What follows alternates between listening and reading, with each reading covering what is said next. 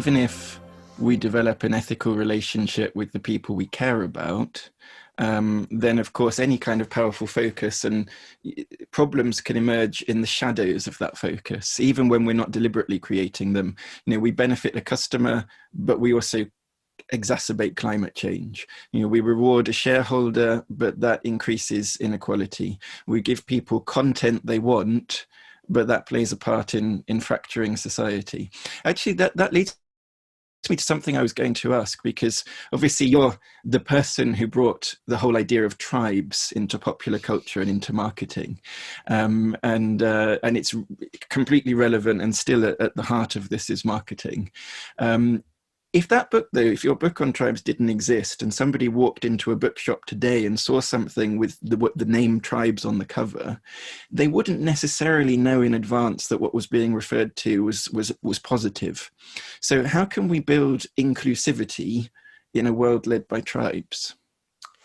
Right. So there's so many complexities here. Let's begin by the fact that the term tribes is thousands and thousands and thousands of years old, but in my country, it has been used derisively against First Peoples in a way that's completely inappropriate. The fact that it predates that by millennia is irrelevant if someone has been hurt by this incorrect use of language. But on top of that, we know that the basic building block of human civilization, groups of 150 people wandering through deserts and valleys, the tribal organization of our culture is what makes us human. And were there wars between one tribe and another? Of course there were, all the way back to the beginning of 2001, A Space Odyssey. But there was also care and support, and the idea that, for example, if you were in the shtetl in Germany in the 1800s, you could go to a synagogue and there was a little room where if you had money, you put money. If you needed money, you took money.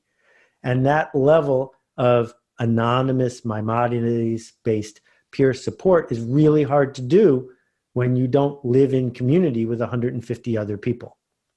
And so as we've industrialized our society, we've made so many people unseen and anonymous, whereas in a village-based culture, that wouldn't have happened. Or if we think about how social media elevates trolls, you can't be a troll in a community of 150 people. You get kicked out. You're not welcome around the campfire. And so what we've done is created sinecures where anonymous people can throw rocks and distract us from the conversation. So as Steven Pinker has written, we live in a world that is safer and healthier than any world in history. It just doesn't feel that way. And it doesn't feel that way because the media makes a profit panicking us, dividing us, and pushing on real or imagined tribal disconnects.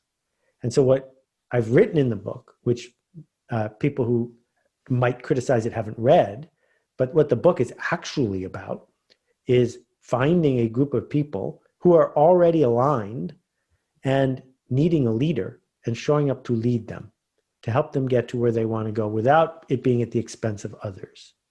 And I have 40 stories in that book about how people have done that. And what the internet has done since I wrote that book is made it so that those tribes are even easier to find. So I don't have a tribe, you don't have a tribe. You are narrating to this group of 240 people on the call who would be in the world even if you didn't exist.